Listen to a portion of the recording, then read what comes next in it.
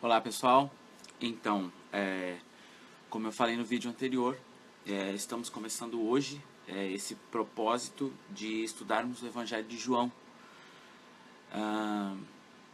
Vamos tentar estudar progressivamente cada capítulo, cada versículo. Como eu falei, é um propósito que eu tenho há algum tempo e eu gostaria de iniciar ele agora. Como disse, nós iniciamos normalmente quando começa o ano, novos projetos. Mas eu gostaria de começar agora.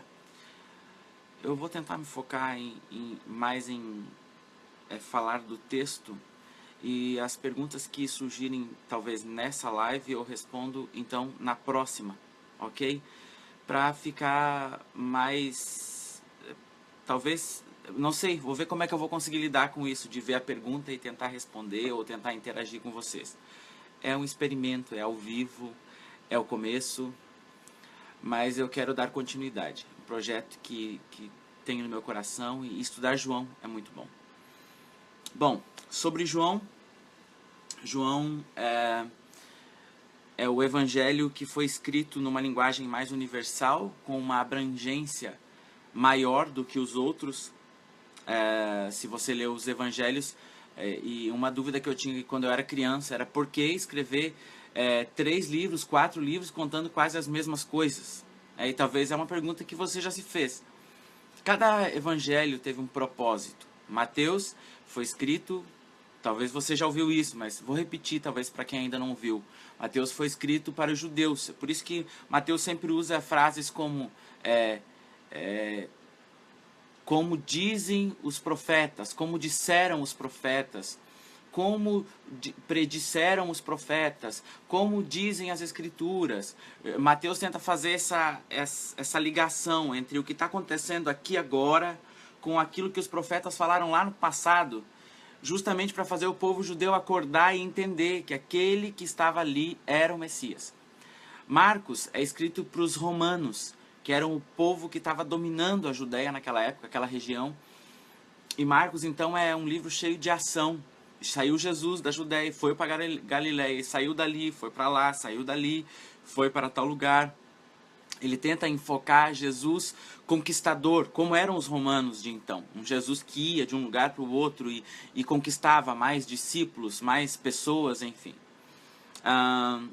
Aí vem Lucas. Lucas já é um historiador, um pesquisador. Ele vai à casa das pessoas, ele conversa com as pessoas, ele interage com aqueles que foram curados por Jesus, ele conversa com eles e tenta entender como que foi, qual foi a sensação. É por isso que você vai ler Lucas, e Lucas tem muito mais detalhes que os outros evangelhos. Por exemplo, a história do nascimento de Jesus, Lucas está recheada de detalhes. Lucas dá detalhes que os outros evangelhos não dão. E aí vem João, que é o do qual nós vamos falar. João foi escrito numa linguagem que seria para todos, especificamente para a igreja. João já foi escrito 40 anos depois que os evangelhos sinóticos, ou seja, Mateus, Marcos e Lucas, já estavam em circulação. Os discípulos, a maioria já tinha morrido, ou talvez até todos já tivessem morrido, e João, porque foi o único dos discípulos que morreu pela idade avançada de dias, João, então, acaba mais tarde publicando ou falando ou escrevendo esse livro. Para nós começar falando sobre João, tem algumas coisas que se destacam em João. Por exemplo, a questão de João ser um livro que narra 7 milagres de Jesus. 7 milagres, e cada um com uma conexão com o outro. Cada um querendo dizer alguma coisa relacionado ao próximo milagre que viria. Começa com o milagre do casamento, nas bodas de Caná. E aí João tem 7 afirmações sobre Jesus. 7 vezes quando Jesus diz eu sou. Ele usa esse termo eu sou. Em João 6,35, Jesus diz eu sou o pão da vida. Em João 8,12, ele diz eu sou a luz do mundo. Em João 10, 7 e 9, ele diz eu sou a porta das ovelhas. Em João 10:11 ele diz, eu sou o bom pastor. Em João 11:25 ele diz, eu sou a ressurreição e a vida. Em João 14:6 ele diz, eu sou o caminho, a verdade e a vida. E em João 15, do 1 ao 5, ele diz, eu sou a videira. Nós também vamos estudar isso, nós também vamos pensar cada um dessas frases, desses textos em que Jesus se coloca como o pão, como a luz, como a porta das ovelhas, como bom pastor, enfim. Nós vamos conversar mais sobre isso. Mas hoje, para iniciar e logo já finalizar, porque esses devocionais eles não serão extensos, justamente para que todos possam ler e ouvir e interagir, enfim. Eu quero começar do início, do primeiro versículo, primeiro texto de João, quando João descreve a encarnação de Jesus, né? Quando ele fala que no princípio era o Verbo, e o Verbo era Deus, e o Verbo estava com Deus. João não começa como os outros, com genealogia, né? Mateus começa com genealogia. Enfim, os discípulos e os escritores, Mateus, Marcos e Lucas, eles enfocam genealogia, Mateus principalmente para deixar claro que Jesus era da descendência de Davi, como havia sido prometido pelos profetas, que da descendência de Davi nasceria o Salvador. Ele começa apresentando Jesus, dizendo que ele era no princípio, que ele era desde o começo. E isso é maravilhoso, gente. O que João está dizendo é que o pastor Hernandes, falando sobre isso uma vez, ele disse que quando o universo ainda era uma ideia na mente de Deus, quando o universo era um pensamento na mente de Deus, se é que nós podemos usar essa figura de linguagem para colocar que Deus tem uma mente, né? Porque é nós que somos imagem dele e não ele a nossa imagem. Mas quando o universo era uma ideia, Jesus, ou Verbo, já era. Fala dessa eternidade.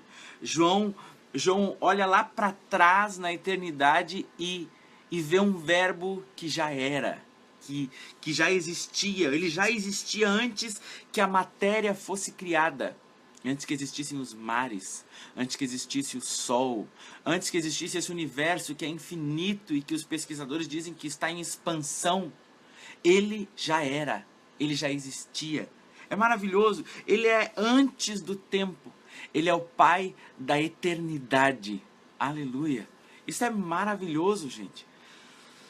No princípio, no início, no começo, quem somos nós? Para finalizar esse primeiro momento, essa nossa primeira interação, quem somos nós para discutir, para querer ensinar a esse Deus que é desde o princípio, a esse Deus que conhece todas as coisas antes que nenhuma delas existisse? É isso que o Salmo 139 fala sobre os nossos dias, que ele conhece todos os nossos dias antes que nenhum deles existisse.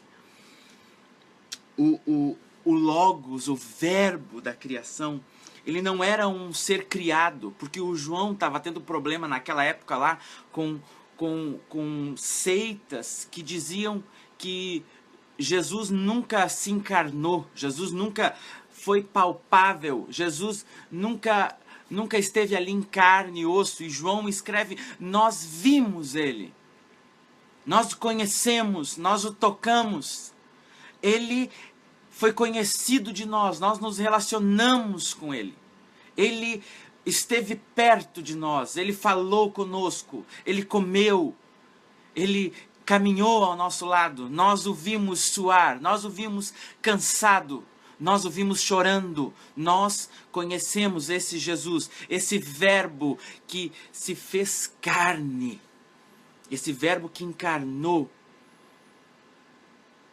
E talvez a primeira das mais belas lições desse começo: no princípio era o Verbo, e o Verbo era Deus, e o Verbo estava com Deus, é entender o seguinte: Jesus, ele se encarnou para estar aqui conosco. Eu li uma vez, no tempo que eu estudava lá no IBAD, um texto que comentava a etimologia, ou tentava explicar melhor a questão do verbo que se fez carne. E esse verbo que se encarnou e habitou entre nós, essa palavra habitou, ela traz o sentido, a conotação de fez uma tenda, uma casinha para morar. Sabe? Ele veio estar entre nós. Porque ele olhou para sua noiva, para sua amada, para a igreja, para você. Ele viu que nós moramos nessa casinha, nessa tenda. Então se eu que sou a sua amada, eu sou a igreja, a noiva do Cordeiro, nós, igreja, se nós moramos nessa tenda, ele também armou a sua tenda entre nós e veio morar entre nós, para nos conhecer, para entender nossas dores, para entender os nossos sentimentos, para saber quem nós somos, como nós somos. Ele sabe do que somos feitos. Ele sabe do que somos formados. Ele habitou entre nós. Não se sinta exclusivo, não se sinta o único sofredor do universo. Ah, mas eu que sofro toda a dor do mundo. Não se sinta assim. Ele esteve aqui. Ele ainda está aqui, na verdade, mas ele esteve aqui em carne e osso, assim, palpável, como eu e você. Ele sabe o que é passar pelo que você passa, sentir o que você sente. Ele é Jesus. Não um Jesus distante, não um Jesus que não se encarnou, não um Jesus que não veio aqui, mas sim um Jesus, um Deus que participou do nosso dia a dia, caminhou pelo mesmo chão